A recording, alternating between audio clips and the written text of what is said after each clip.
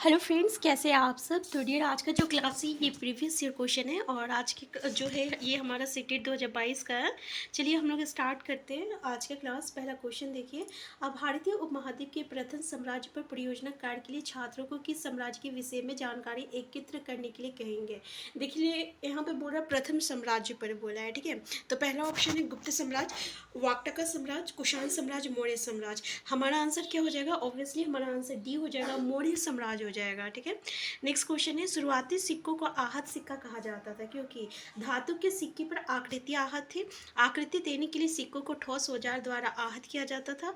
लोगों को आहत मुद्रा भुगतान के बाद रसीद के तौर पर मिलती थी और आसान संग्रहण संचयन के लिए सिक्कों को आहत किया जाता था। तो हमारा आंसर क्या हो जाएगा, तो बिल्कुल सही बात है। यहाँ पे क्या होता था कि धातु के सिक्कों पर आकृतियाँ आहत थी, इसलिए जो है इसे आहत सिक्का कहा जाता था। आंसर ए हो जाएगा। नेक्स्ट है, दिल्ली सल्तनत काल में गुलामों को उच्च पद पर नियुक्त करने का क्या कारण था। सही विकल्प चुने। पहला, उन्हें नियंत्रण में रखना आसान था और कम वेतन दिया जा सकता था। सुल्तान और उसके उनके उत्तराधिकारियों को, दूसरा बड़ा, सुल्तान और उनके उत्तराधिकारियों का उनका जीवन पश्चामित होता था और वो सुल्तान और उसके उत्तराधिकारियों के प्रति वफादार होते थे। वो अपने स्वामी के विश्वसनीय और उन पर आश्रित होते थे। देखिए यहाँ पे हम लोग गुलाम के बारे में डिस्कस किए थे दिल्ली सल्तनत में। गुलाम जो होता है ना, एक बेटा से भी बढ़कर होता है। एक सच्चा गुलाम जो होता है एक बेटा से भी बढ़कर होता है, ठीक है। बेटा धोखा दे सकता था लेकिन गुलाम जो है अपने स्वामी को कभी भी धोखा नहीं देता था। तो जितने भी उच्च पद और विश्वसनीय पद होता था वो गुलाम को दिया जाता था। लेकिन इसमें एक बात थी, गुलाम जो थे ना वो अपने स्वामी के लिए के प्रति जो है आपका वफादार होते थे, उसके विश्वसनीय होते थे, लेकिन उनके उत्तराधिकारी के प्रति नहीं होगा, मतलब उसके बेटे के प्रति जो है वो मतलब कि वफादार नहीं होते थे। ये चीज़ जो है वहाँ पे एनसीईआरटी में कि मतलब डिस्कस किया गया है। तो आंसर डी जो रहेगा ये हमारा करेक्ट आंसर हो जाएगा। नेक्स्ट ये, दीवाने खासो आम की वास्तु विशेषताएं कैसे ये विचार देती कि राजा भगवान का प्रतिनिधि होता था, यानी जिस तरीके से बनाया गया है, ठीक है। तो पहला तो बोल रहा है कि जनसभा कच्छ मस्जिद के सदृश बनाया गया। तो हाँ, ये बिल्कुल सही है कि जनसभा जो है कच्छ ये मस्जिद के सदृश बनाया गया था। दूसरा बोला राजा के बैठने का ऊंचा सिंहासन ये दर्शाता था कि वो सबसे ऊपर है। ये बिल्कुल सही नहीं है कि ऊंचा सिंहासन इसलिए था कि वो सबसे बड़ा है, ये चीज़ को नहीं दर्शाया गया था। और सिंहासन को इस तरह रखा गया था कि मुस्लिम प्रार्थना के समय ये उनके मुंह की दिशा में सामने दिखता था। तो ये भी बिल्कुल सही है। तो हमारा आंसर क्या हो जाएगा, आंसर ए और सी, यानी आंसर बी जो रहेगा करेक्ट आंसर हो जाएगा। नेक्स्ट क्वेश्चन है, निम्न दिए गए कथन ए और बी पर विचार करें एवं सही विकल्प का चुनाव करें। 19वीं सदी की शुरुआत में जब ब्रिटिश एक समरूप सैनिक संस्कृति विकसित करने लगे, इससे काफ़ी सैनिकों के मध्य समस्याएं खड़ी हुई। बी, पेशेवर सिपाहियों की एक सेना खड़ी करने के चक्कर में जाति और समुदाय को अनदेखा किया गया। ए और बी दोनों सही है और ए सही व्याख्या करता है, ए बी दोनों सही है और बी ए की सही व्याख्या करता है। तो यहाँ पे क्या बोल रहा, पहला तो बोल रहा है 19वीं सदी की शुरुआत में जब ब्रिटिश एक समरूप सैनिक संस्कृति विकसित करने लगे, इससे काफ़ी सैनिकों के मध्य समस्या खड़ी हुई थी, ठीक है, सही बात है। और पेशेवर सिपाहियों की एक सेना खड़ी करने के चक्कर में जाति और समुदाय को अनदेखा किया गया, ये भी सही है। लेकिन ये दोनों जो है ये इसकी व्याख्या नहीं करता। आंसर ए जो रहेगा करेक्ट आंसर हो जाएगा, ठीक है। नेक्स्ट क्वेश्चन है आपका, पूर्वकालिक रियासतों की श्रेणी के अंतर्गत कौन से राज्य थे। पहला है वो राज्य जिनके शासकों ने भारत में विलय स्वीकार किया था। दूसरा है वो राज्य जिनके शासकों ने पाकिस्तान में विलय स्वीकार किया था। तीसरा है जिन्हें प्रशासनिक इकाई के रूप में राज्य का दर्जा प्राप्त होने तक रखा गया। और डी, वो राज्य जिन्हें यूरोपीय उपनिवेश के रूप में बनाए रखा गया, जैसे गोवा, पुडुचेरी। सही विकल्प का A B, B C D, A C D, C D. यहाँ देखिए हमारा आंसर ए बी सी सही हो जाएगा। ये जो बोल रहा आंसर डी कि वो राज्य जिन्हें यूरोपीय उपनिवेश के रूप में बनाए रखा गया, जैसे गोवा और पुडुचेरी, ये ऑप्शन गलत है। ए बी सी तीनों सही है। नेक्स्ट है, ग्लोब के संबंध में निम्न कथनों पर विचार कीजिए। पहला, विषुवत वृत्त शून्य अंश देशांतर को दर्शाता है। दूसरा, विषुवत वृत्त एक काल्पनिक रेखा है जो ग्लोब को दो बराबर भागों में बांटती है। तो ए सही है तथा बी गलत है, ए गलत है तथा बी सही है, ए तथा बी दोनों सही है और ए तथा बी दोनों गलत है। चलिए थोड़ा सा बताते हैं। ये होता है विषुवत वृत्त जो होती है ना, ठीक एक इक्वेटर के जैसा होता है, जो कि इक्वेटर एक सर्कल को दो इक्वल हाफ में बांटता है। वैसे ही जो है आपका विषुवत वृत्त होती है, जो कि ग्लोब को जो है दो भागों में, बराबर भागों में बांटती है। एक काल्पनिक रेखा होता है, ठीक है, जो कि काल्पनिक रेखा होता है, ठीक है। तो ये जो है ऊपर वाला जो भाग रहेगा इसको हम लोग उत्तरी गोलार्ध कहते हैं, और नीचे वाला जो भाग रहेगा इसको हम लोग दक्षिणी गोलार्ध कहते हैं। ये उत्तरी ध्रुव है, ये दक्षिण ध्रुव है, ये विषुवत वृत्त है, ठीक है। और ये जो रेखा होती है जो कि पूरब उत्तर और दक्षिण को मिलाती है, और ये पूर्वी और पश्चिम को दो इक्वल भाग में विभाजित करती है। इस ये जो होती है ना, इस ये आपका 0 डिग्री पे होता है, ठीक है। ये 0 डिग्री पे नहीं होता है।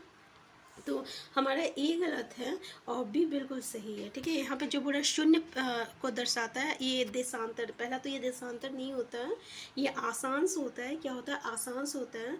हमारा ग्लोब में ये जो लाइन होती है ये अक्षांश होती है, ये जो लाइन होती है ये देशांतर होता है। तो ये जो है विषुवत वृत्त जो होती है ये आसांश होती है। तो ये ऑप्शन जो रहेगा आंसर बी जो रहेगा करेक्ट आंसर हो जाएगा। ये वाला जो था स्टेटमेंट वो गलत था। नेक्स्ट है, जिन क्षेत्रों में गर्म ठंडी जल धाराएं मिलती है, कोहरे की मौसम का अनुभव किया जाता है, जिससे ये जल यातायात प्रभावित होता है। दूसरा बोल रहा है, दुनिया के सबसे समृद्ध मछली पकड़ने वाले क्षेत्र विकसित होते हैं। नीचे दिए गए कोड का मतलब देखिए, ए बी दोनों सत्य है, ए बी दोनों असत्य है, ए बी दोनों असत्य, ए सत्य है लेकिन बी सत्य। देखिए ये दोनों स्टेटमेंट जो है बिल्कुल सही था कि जहाँ गर्म और ठंडी जल धाराएं मिलती है, तो यहाँ पे जो है मछली पकड़ने वाले क्षेत्र जो है विकसित होता है, बिल्कुल सही बात है। तो हमारा आंसर क्या हो जाएगा? आंसर ए जो रहेगा बिल्कुल करेक्ट आंसर हो जाएगा। नेक्स्ट क्वेश्चन है आपका, अभिकथन, खनिज अनवीकरणीय संसाधन है और मानवीय उपभोग की। नेक्स्ट क्वेश्चन है, यहाँ पे देखिए, खनिज जो है अनवीकरणीय संसाधन है। अनवीकरणीय संसाधन क्या होता है? तो ऐसे संसाधन जो कि एक बार ख़त्म हो जाता है ना, तो उसको बनाने में बहुत वक्त लग जाता है। जैसे कि अगर हम कोयला बोले, इसको बनाने में करोड़ों वक्त लग जाता है। तो एक बार ये अगर ख़त्म हो गया पूरी तरीके से, तो ये फिर हम इसको फिर से नहीं बना सकते हैं, ठीक है। और मानवीय उपभोग की दर से खनिजों के निर्माण की दर तेज है। तो हमारा क्या हो जाएगा? ए सही है, ठीक है, और आर जो है गलत है। मतलब ये जो बोल रहा कि इसकी खनिज की निर्माण की दर तेज है, तो भाई इसका निर्माण तो हो ही नहीं सकता है ना, क्योंकि अभी हम बोले कि ये इस जो है ये ज़मीन की धरती के नीचे से मिलता है, जो कि बनने में काफ़ी समय लग जाता है। तो ये मानव द्वारा निर्मित नहीं होता है। नेक्स्ट है, मीडिया के संबंध में मसौदा तैयार करने से क्या अभिप्राय है? पहला, मीडिया चैनलों द्वारा प्रशासनों की सूची तैयार करना। दूसरा, मीडिया चैनलों द्वारा उन कार्यक्रमों को दोबारा प्रसारण के लिए प्राथमिकता देना जिनकी टारगेट रेटिंग यानी टीआरपी अधिक है, या लोगों को उन किन मुद्दों पर ध्यान देना चाहिए, ये निर्धारण मीडिया द्वारा लोगों की सोच और समझ पर प्रभाव। बिल्कुल सही है ना कि लोगों को किन मुद्दों पर ध्यान देना चाहिए, ये निर्धारण जो है मीडिया द्वारा लोगों की सोच और समझ पर प्रभाव डालता है। तो आंसर सी है। आंसर क्या हो जाएगा? सी हो जाएगा। नेक्स्ट क्वेश्चन है, भारतीय संविधान ये सुनिश्चित करता है कि सरकारी व्यवस्था केवल उन लोगों को ही सम्मिलित ना करे जो राजधानी में बैठे हैं और सभी के लिए निर्णय लेते हैं। इसलिए यहाँ पर सरकार के विभिन्न स्तर है और जिन्हें संविधान से ही अपनी ताकत और अधिकार मिलते हैं। ऊपर दिया हुआ विवरण निम्नलिखित में से भारत संविधान के कौन से लक्षण से मेल खाता है? पहला ऑप्शन देखिए, शक्तियों का बंटवारा, संघवाद, संसदीय शासन पद्धति और धर्मनिरपेक्षता। यहाँ पे बोल रहा सरकार के विभिन्न स्तर है। तो ये क्वेश्चन आता है कि सरकार की कितनी स्तर होती है। तो सरकार जो है ना ये 3 स्तरीय पे होती है। हमारे भारत में 3 स्तरीय क्या क्या होती है, कभी कभी यहाँ से भी क्वेश्चन आता है। तो पहले तो 3 स्तरीय याद रखिएगा। एक होता है स्थानीय स्तर होता है, ठीक है, स्थानीय स्तर। मान लीजिए किसी जिला में ब्लॉक लेवल पे जो बैठा हुआ है स्थानीय स्तर हो जाएगा। फिर राज्य स्तर क्या हो गया? मुख्यमंत्री जो आपका बैठा हुआ है राज्य में, वो राज्य स्तर हो जाएगा। फिर केंद्र स्तर होता है, केंद्रीय स्तर, जो कि पीएम मोदी जो सेंटर पे बैठा हुआ है, ठीक है, यानी केंद्र पे बैठा हुआ है। तो ये आपका जो हो गया 3 स्तर होता है। तो ये जो सिस्टम है 3 स्तरीय जो सरकार चलती है और तीनों का अपना अपना भार है। और जैसे कि अभी हमारा महाराष्ट्र राज्य में जो भी डिसीजन लेना रहेगा वो आपका राज्य स्तर पे लिया जाएगा। वो कौन लेगा? तो वो आपका मुख्यमंत्री लेगा। उसके लिए वो पीएम लेने के लिए नहीं आएगा, या स्थानीय स्तर नहीं लेगा, ठीक है। तो हर किसी सरकार का जो है अपना अपना पावर है और वो अपने अपने लेवल पर काम करता है। और ये जो सिस्टम होता है इसी को हम लोग क्या कहते हैं? संघवाद कहते हैं, ठीक है। तो आंसर बी हो जाएगा। नेक्स्ट है झारखंड से एक राजगीर बच्चू मांझी दिल्ली काम की तलाश में आया। ये संविधान पदत्व किस अधिकार का उपयोग कर रहा है? स्वतंत्रता का अधिकार, समानता का अधिकार, सांस्कृतिक और शैक्षणिक अधिकार, संवैधानिक उपचार का अधिकार। तो देखिए ये स्वतंत्रता का अधिकार को प्रयोग कर रहा है, ठीक है। नेक्स्ट है आपराधिक उल्लंघन में राज्य का पक्ष कौन प्रस्तुत करता है? न्यायाधीश, पुलिस, सरकारी वकील और बचाव पक्ष का वकील। तो सरकारी वकील करता है, आंसर सी हो जाएगा। नेक्स्ट है आपका